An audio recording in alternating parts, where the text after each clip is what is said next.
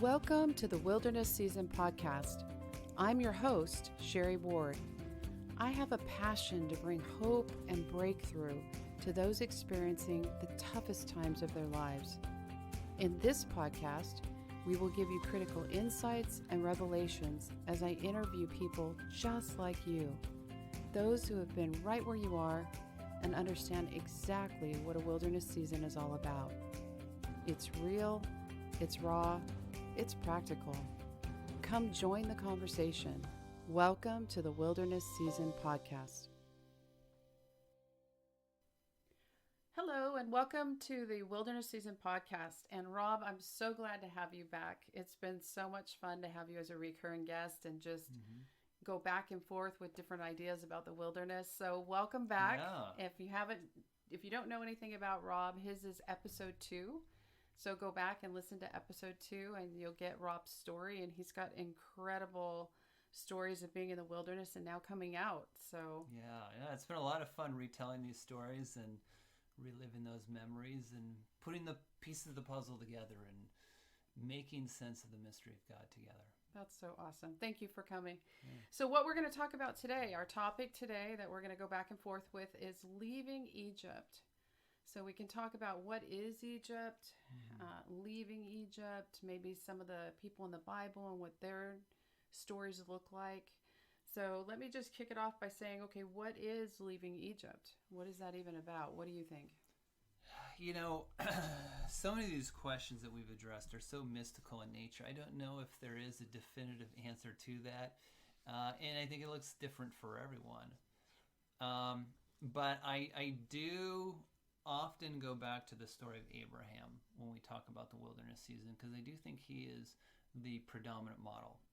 I think Joseph also is a very clear model of what that potentially looks like, or at least a framework, so to speak, to help us understand what that looks like. And so if we go back to the story of Abram, God meets with Abram in Genesis 12, and he says, Abram, leave your country, leave your people, your father's household, and go to the land that I will show you. And so the first distinguishing characteristic of leaving Egypt, so to speak, is what I would call an encounter with God, or the initiative of God. Now, I want to take a moment and explain that, because a lot of people could get stuck there. They're like, well, I never really had a powerful experience with God. Because the average... And God came down. Well, with the average person, the average non-believer, when they hear us talk this way, they think of, did an angel show up in your room and blow a trumpet and blind you with the glaring glory? No, Or the scroll. When I talk about the scroll rolling down, it's like, okay, this is not normal for me, guys. For 95% of believers, 95% of the time, our experience with God are questionable.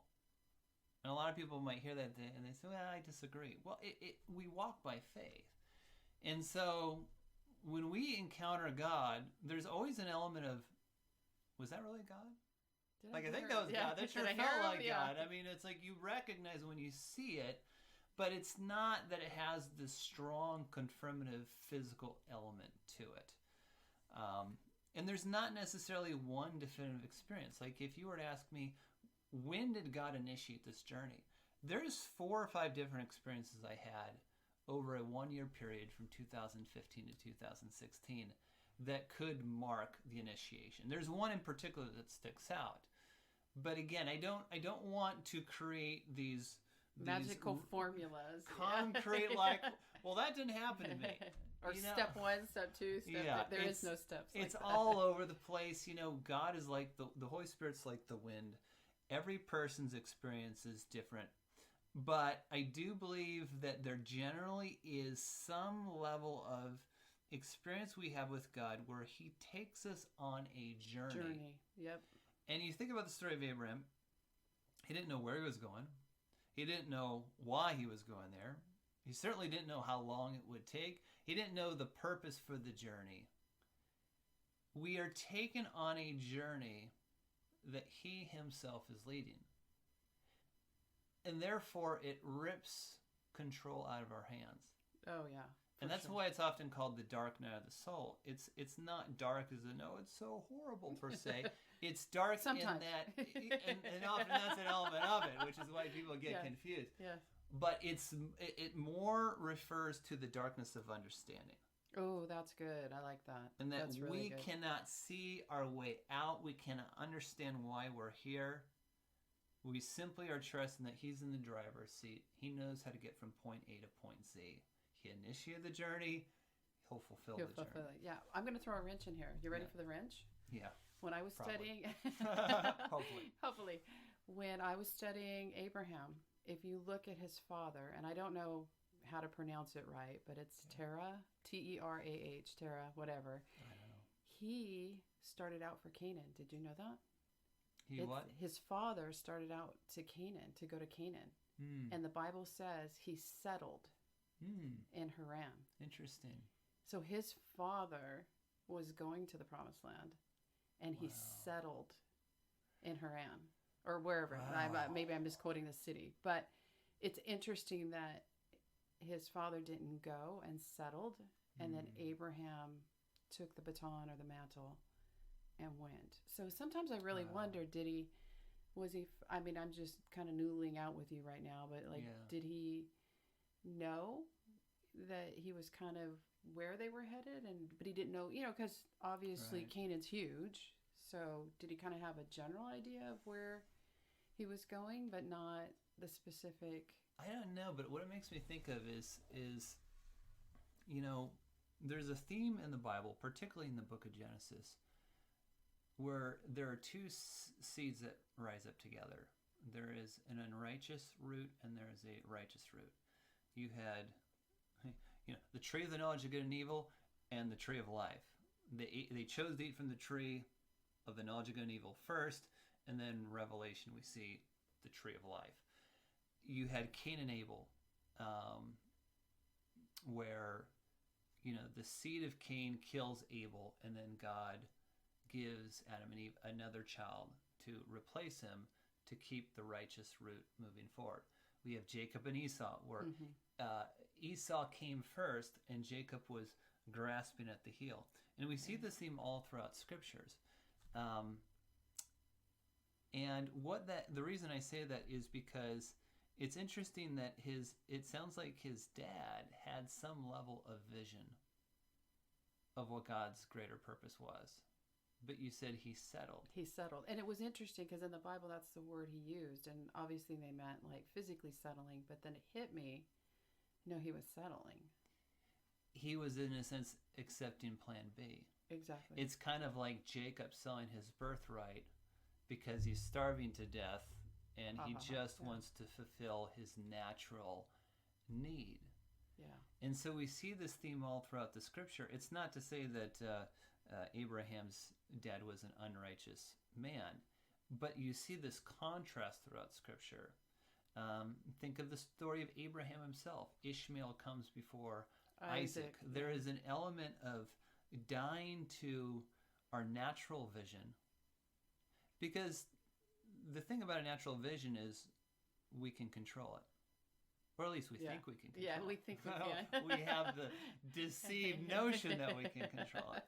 Yeah, yeah. But when you don't settle, when you trust God for his A plan, now this is completely out of your control. And it reminds me of that scripture that says, few are the ones on that narrow road. It gets narrower and narrower. And can you take plan B? And we've talked about this in another episode. Can you take plan B? Yeah, you can take plan B. Yeah. Because God has free will. You have free will. And but taking that wilderness route it's a tough road. It's a tougher road. It is.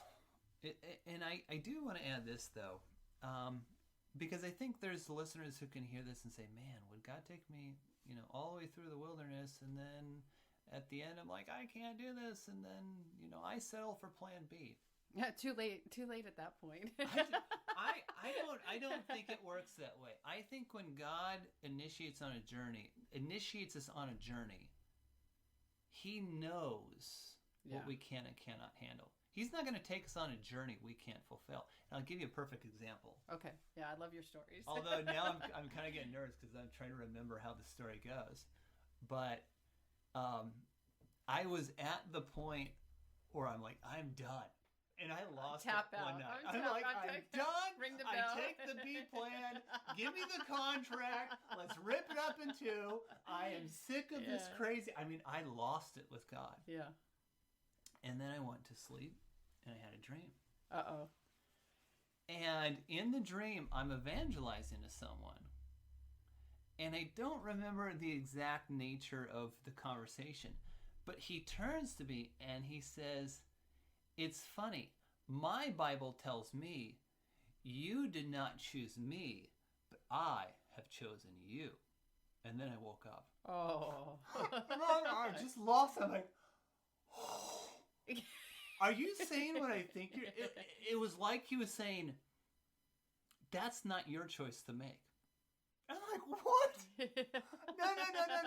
No.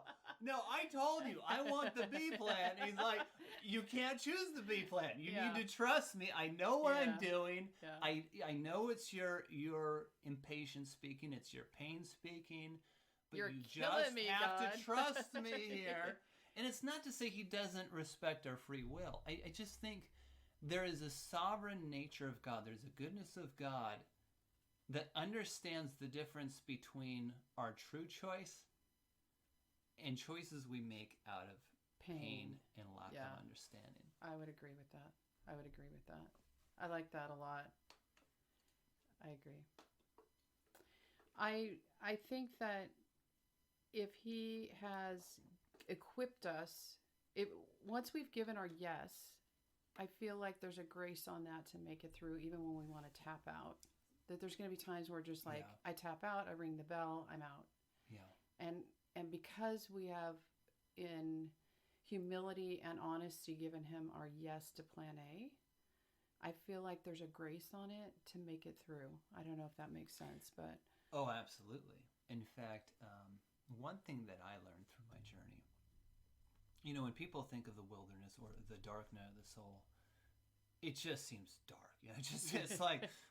It's like someone who's drowning, and every time they get their head up above water, they get pushed down under. It's not like that. I mean, there were so many amazing experiences that I had in my wilderness. Yeah, I would agree with that too. Experiences that were some of the greatest experiences I've ever had in my entire life. But a lot of these were spiritual experiences. And what I learned is that God knows how to get you through.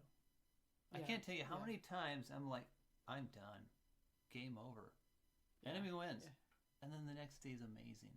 But I remember you telling me one time too, the enemy kept whispering in your ear. Like when you wanted to tap out, I call it tapping out. Yeah. When you wanted to tap out, what was the enemy whispering in your ear? Well, I had one other experience that I think I'll wait and share for the video on contradiction to the promise. But I mean, the essence is, he's not going to come through. Just give up. I mean, just look at the track record. This, how many times have you been around the mountain? How many times have things been delayed? Right. That is the point of contention, is can God be trusted? Yeah, I think that's the core of the whole thing.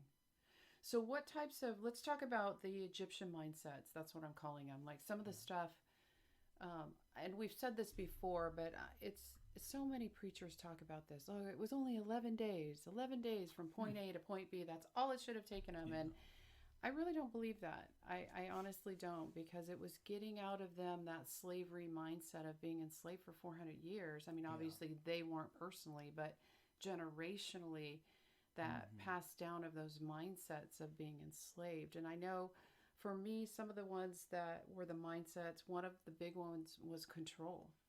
I am a self-professed control freak. And it was like, I wanted control, and I wanted to be control of my situation and control of that. And that really had to break off of me. And I don't think 11 days would have done it for me. I mean, that one took 4 years out of the 14, I think. So yeah, there's no doubt. 11-day journey, 40-year journey. We miss the point of the wilderness when we make statements like, you could have actually gotten through in 11 days. No, you couldn't have. No. The mind is not fully renewed. We don't go, I've also heard people say, if you can consistently, think and say one thing for 21 days, you can break a pattern. I personally, from my experience, don't think it's that easy. I have learned that God has to take you on a journey and break things off you. He needs to set you free from things. We can't set ourselves free. Yeah, I would agree with that. And we're all control freaks. I think I probably have been one of the worst. I think we would really... No, I'm the worst. No, I'm the worst. We would be a challenge to who could win the crown of control in that regard. Yeah. Not that we really want it, but yes. But that's a major component of the wilderness, because, like I said, one thing that represents the wilderness season is that we realize how out of control we really are. We're brought on a journey where He has a destination He's taken us to. And He's the only one who can get us there. Yeah. Well, I remember one time I was like, Uncle, I give. It was almost like I don't know a lot about wrestling, but when you pin somebody down, and I'm like, okay, Uncle, you give. And I got to the point and I said, just tell me what you want me to do. I'll do it. Oh, I said that 100 times. Oh, I'm like, just tell me what you want me to do. I'll do it. I said, and I thought it was a good prayer. I mean, I was totally committed, but it was coming from a place of desperation and despair. And God came back and He told me, He said, you're asking the wrong question. Yeah. And then I spun out and like, well, what's the right question? And what am I supposed to say? And what am I supposed to, and it's like, it was just stupid. It's like. Which is just one long series of perpetually controlling questions. Yeah, that's true. I hadn't thought about that. And then finally He tells me, He said, I completely flipped out. And finally I said, okay, what is the right question? Yeah. And I finally calmed myself down enough to say, okay, if you're telling me it's the wrong question, what is the right question? And He said, the right question is to ask me what I'm about to do and how you can line up with what I'm about to do.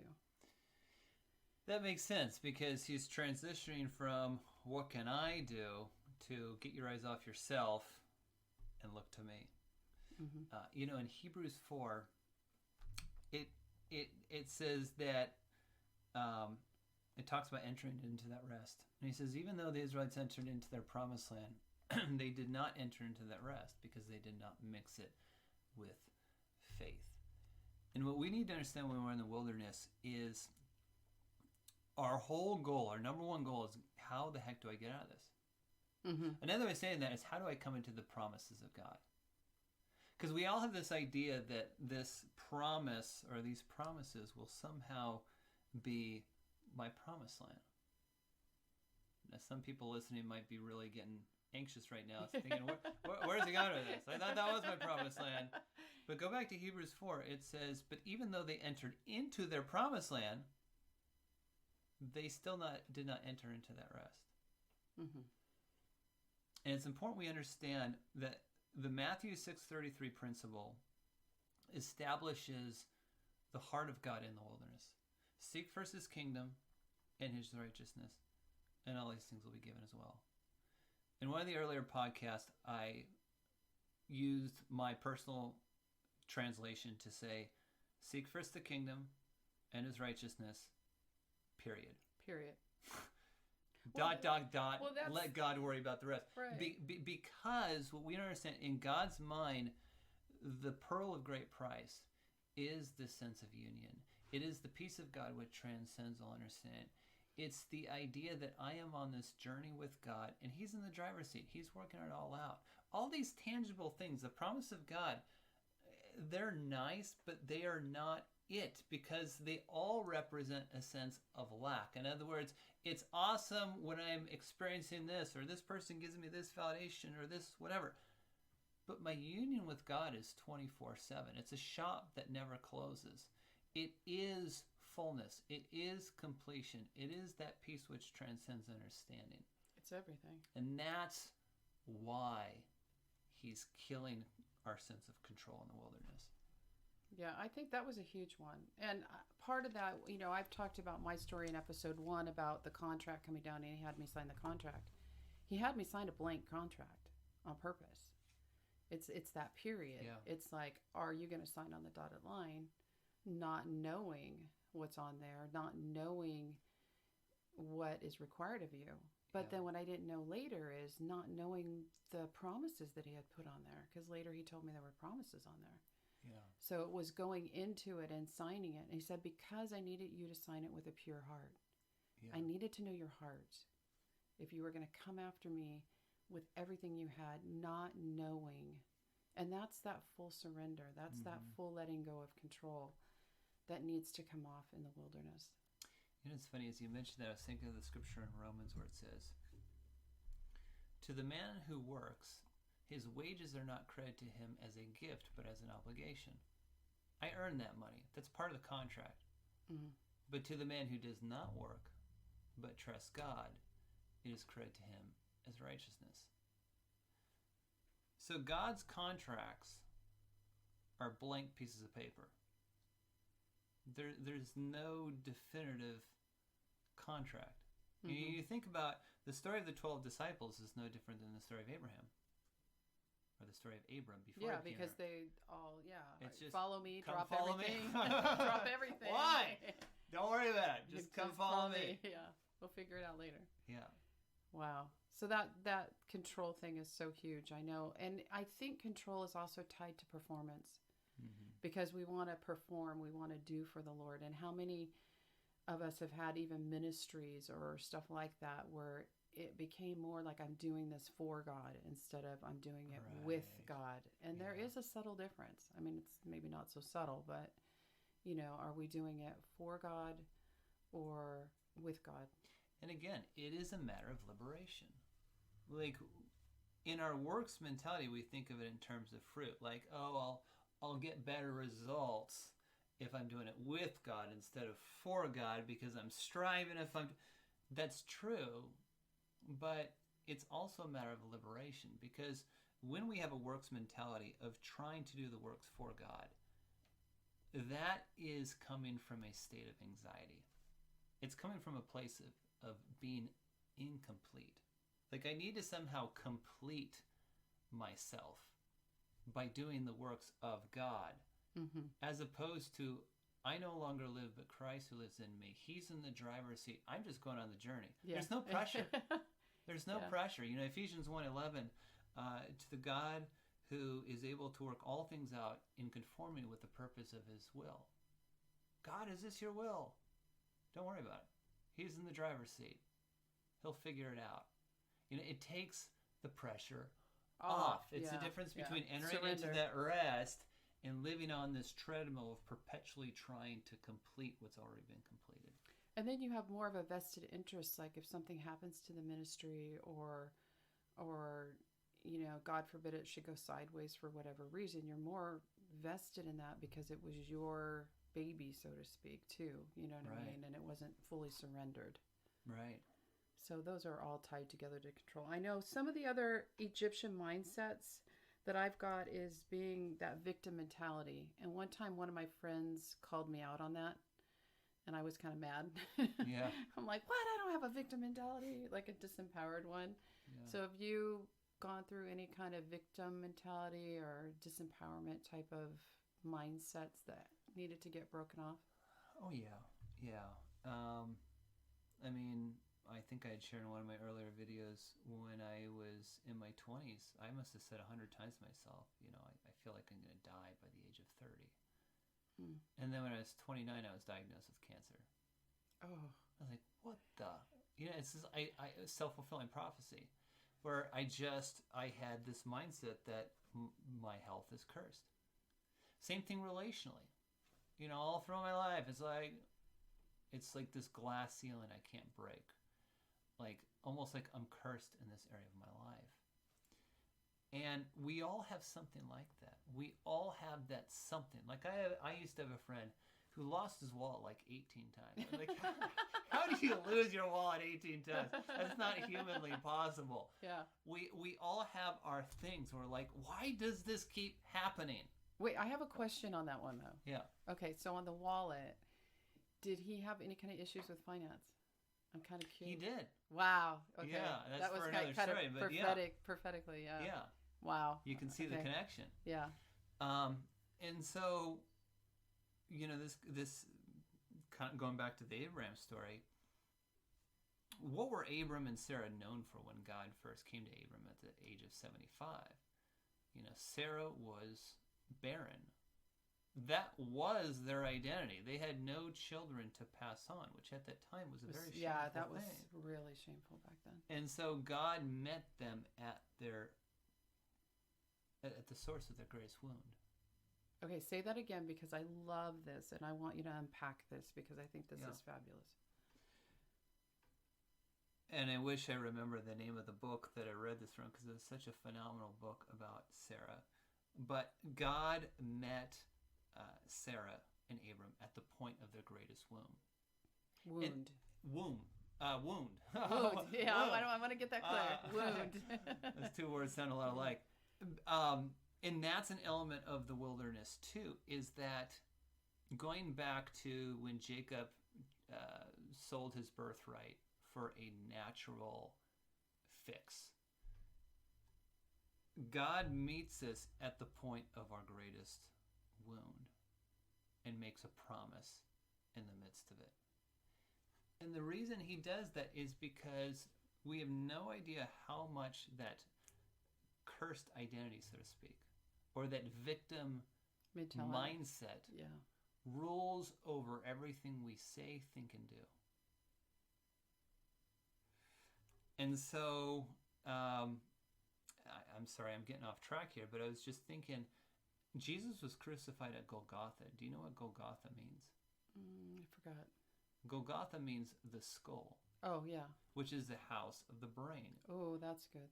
The house of our thoughts. Do not be conformed by the things of this world, but be transformed by the renewing of your mind. So again, this is another element of the wilderness, is God takes us on a journey where it's almost like mental surgery. Yeah. Where he operates on this victim mentality or this orphan mentality or this poverty spirit, and he's rewiring the system to take on an identity that he brands us with in that season. That's really good. I like that a lot. I went through my own victim disempowerment, whatever. Okay, this is going to be my most vulnerable story, I guess. My most embarrassing story, okay? So my daughter's in high school, and I decide that it's probably really good for us to learn self-defense. Yeah. So we go take this self-defense class. And the guy that's teaching it was like ex-military, secret agent to the president. I mean, like super high up, secret agent kind of guy, right? That now trains people on self-defense. So he hands us these melons. I mean, this guy's intense. So he hands us these melons, and we have to like push our thumbs like for eye sockets so we can feel what it feels like to push somebody's eyes out. And like it was like I'll pass on that. Yeah. It was like one of those like comedy movies or something that you go to. And then the last graduation of this class, so to speak, was they had this dummy and a stick. And it was a big stick. You had to walk up to this dummy and you had to like hit it and yell at it and all this kind of stuff, right?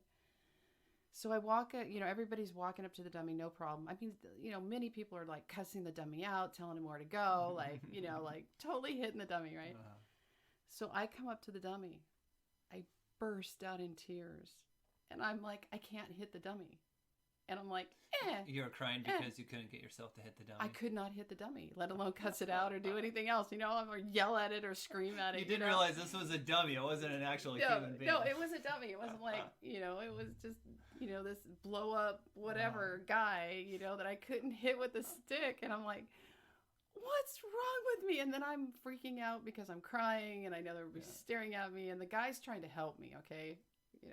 Didn't really help. But it's like, okay, all right, I know you're having trouble, but, just pretend this guy's got your kids. He's got your kids. Hit him. He's got your kids. And I'm like, I can't hit him. And he's got my kids. This is worse. And I'm just like bawling. And then this like self-realization hit me of what the heck is wrong with me? I have no voice. I didn't have voice. And I didn't know how to stand up for myself. And it was that disempowered state. It was that victim. And it all came very publicly, Mm-hmm. and this realization that something is seriously wrong with me. Yeah. And so that's kind of my aha moment, that Yeah. I needed to find voice. And I always love that the word for wilderness is midbar. We've talked about this before, but the word midbar means voice. And I'm glad that you said that because, again, one of the distinguishing factors of the wilderness is we will have these dark moments like that. We're like, oh my God, I'm terrible, What's wrong kill with me me? now. And then we wake up the next day and God gives us fresh revelation, or we have a new sense of liberation. We just have this great day. And it's helpful to hear that, because when we're in that place of darkness, it feels like game over. Like, I'm never going to get through this. I'm broken. And That's then, what I felt. I'm totally broken.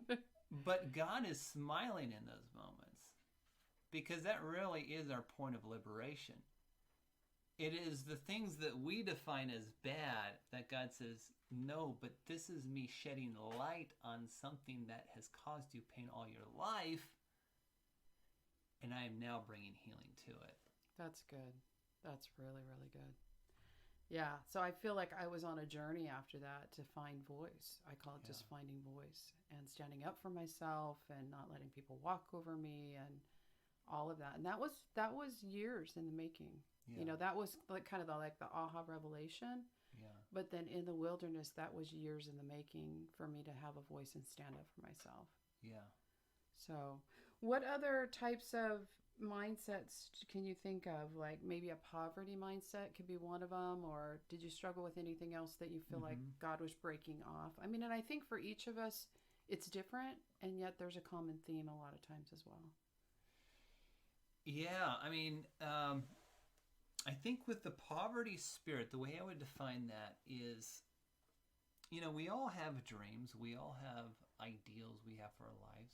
When I was in high school, or I should say when I was in elementary school, I wanted to be a professional athlete. And then when I was in high school, I had a little bit more realistic plans. I wanted to become a professional sports writer. I knew at this point, okay, I'm probably not going to cut as a professional athlete, but if I could be up in the press box covering the events, then that's the next closest thing. And then as you get older, your dreams get smaller and smaller until you get to the point where you just kind of give up, Most people's dreams are more pipe dreams.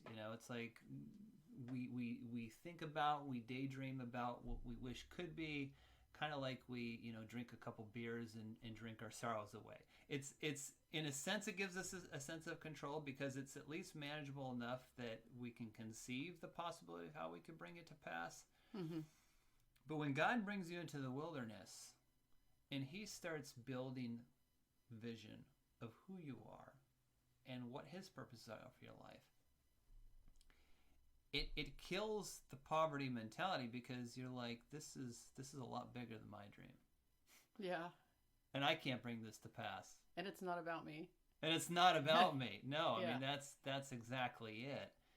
And again, this is why our promised land can't be the promises themselves. Because if it is, we'll make an idol out of it.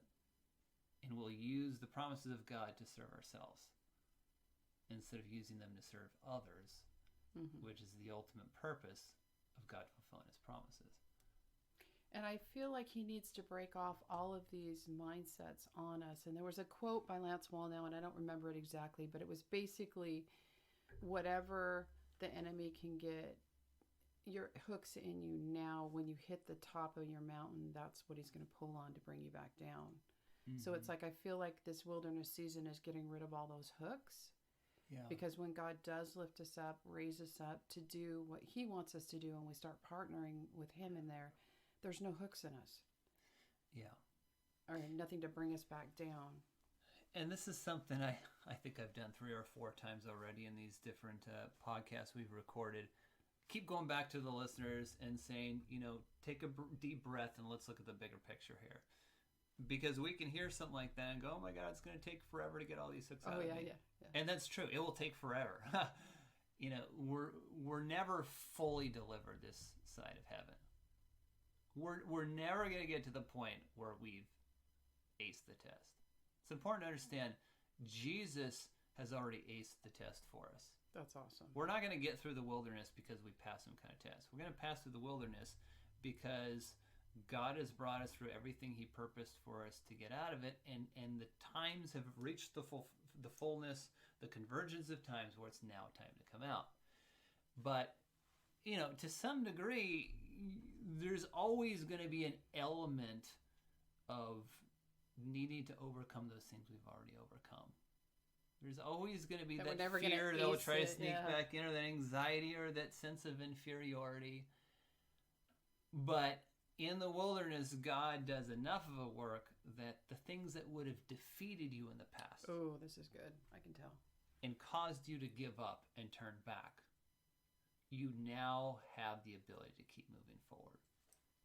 Yeah, we had talked about it earlier with the scripture about, God brought them out of Egypt battle ready, but then took them the long way because he didn't want them to go into battle and then turn around and run back to Egypt. Yeah. So that's that whole concept of like him working that out so that when we do face those battles later, we don't turn tail and run back, so to speak. Yeah, it's funny when you think about it. How did they win? How did they defeat Jericho? Were they just the superior army? No, they marched around the city 7 times blowing trumpets, and they yelled and the walls came down. I mean, this isn't a matter of do I have what it takes to defeat the giants? It's a matter of us keep moving forward. And hearing God's voice. And hearing God's voice. But again, we always get stuck on this mentality of, do I have what it takes? Do I have the faith? Do I have the courage? Do I have the this or the that? And the wilderness, it's God breaking off certain things that keep us in fear, keep us in anxiety, keep us in a sense of inferiority or depression or unbelief or whatever it is.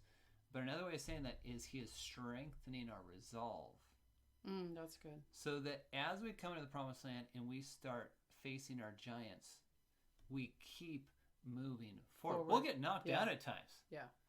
But we don't retreat and go back all to the way Egypt. back. Yeah. We keep moving forward. They just don't have that stronghold or that foothold like they did at one time. Like they might come up and bug you, but you have the power now because you've conquered it in the past. Right. You can conquer it again type thing. Yeah. You know what I mean? Yeah. All right. So this has been awesome about leaving Egypt and all the mindsets, and any closing thoughts that you have? The only closing thought I have is he is the architect of our faith. He's the author and perfecter of our faith. And it's so important to keep that as an anchor as we get through. Because again, like you were saying about these controlling questions of what do I need to do to pass the test? If there is one key to success in the wilderness, and trust me, there's no key to success. There's no unlocking the door now and now. Everybody's going to write this down. Okay, Rob, what is it? But if there's one thing to remember, it's all about trust. It's trusting that he knows what he's doing. He's going to finish the good work that he began. And that's a good segue because our next episode is on trust. Oh, that's right. Yes. Great segue. Right. Way to go. Well, thanks, Rob, for being on the show today. It's been a pleasure as always. And if you haven't checked out Rob's Facebook page, he's doing a Facebook page called The Daniel Generation. The Daniel Generation, Knowing the Times and Seasons. Awesome. So join him on that. He's got some great revelation for you. Mm-hmm. We'll see you next time on the Wilderness Season Podcast. Thank you for listening to the Wilderness Season Podcast. If you need help navigating through your own wilderness season, pick up a copy of my book, A Journey Out of the Wilderness, available on Amazon. Also, continue the conversation online with us by going to our Wilderness Season Facebook page. For resources and events, you can go to www.sherrylynnward.com. If you have enjoyed this show, please subscribe and review our podcast. Just remember, you're not alone.